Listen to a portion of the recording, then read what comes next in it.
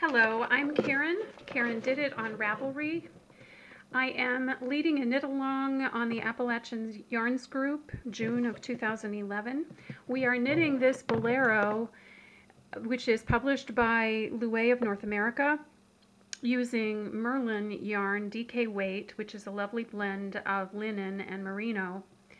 And with this pattern, there is an I-cord edge that is applied to the whole perimeter of the sweater itself and then around the cuffs of each sleeve.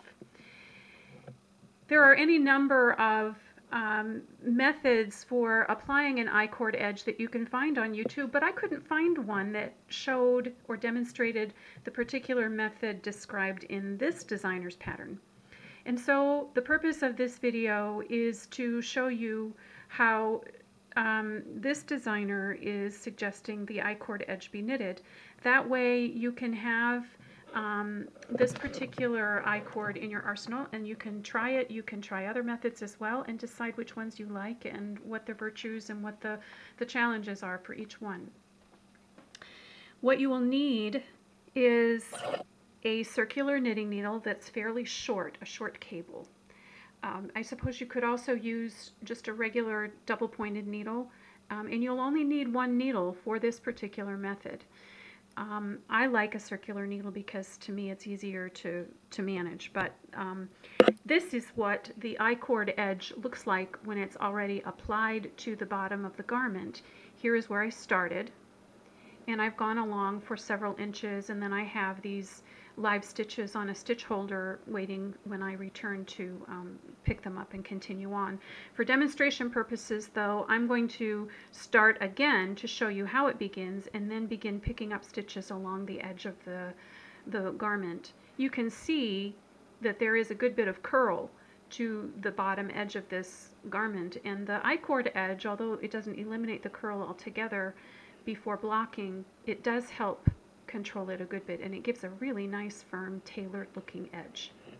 So I'm going to take my circular needle, I have to find the right end of the yarn here, and I'm going to cast on, this is an I-cord edge that is worked over 4 stitches. So I'm going to cast on 4 stitches, 1, 2, 3, 4. And then what happens is I'm ready to begin attaching it to the garment. And so with this same needle tip, I'm going to insert the needle into the edge of this stitch, and I'm going to pick up a stitch. And with that, I'm going to just slip the stitches all the way to the other end of this circular needle. And then I'm going to begin knitting. The pattern actually says to start with 1 row of I-cord all by itself, but what happens when you do that is you have a little bit of the I-cord just hanging unattached, and so I've decided that really I prefer just starting right away after casting on with joining. I'm going to start knitting here, and I'm going to pull the yarn right after this first stitch give it a good tug and make it tight. I'm going to knit 3. I'm going to slip that 4th stitch that I had cast on.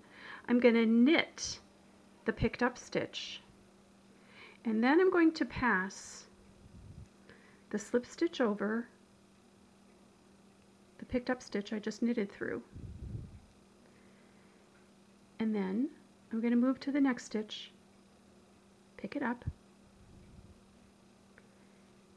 slide my needle to the end of the yarn, or to the end of the, slide my needle all the way to the other end, slide the stitches all the way to the other end, and begin knitting again. 1, pulling that first stitch tight, 2, 3, slip the 4th stitch, knit the picked up stitch, pass the slip stitch over, pick up the next stitch, and slide the stitches to the end of the needle. Just repeating this process, pulling that first stitch fairly snug, That way it brings the curl around a little bit of this I-cord. Slip that 4th stitch, knit the picked up stitch, pass that slipped stitch over, pick up the next stitch, and so on. Slipping the stitches to the other end of the needle, continue knitting as we go. 1, 2, 3, slipping this stitch, knitting that one, passing that slip stitch over, picking up a stitch.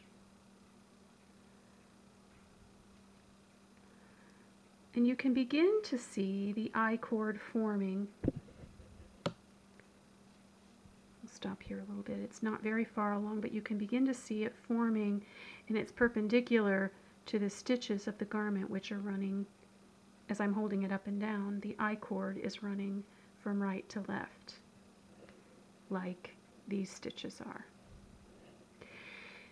Some people, when they do an I-cord, applied I-cord edge, use a provisional cast on for these first stitches so that when you get all the way around and finish, you can join them by grafting the stitches together.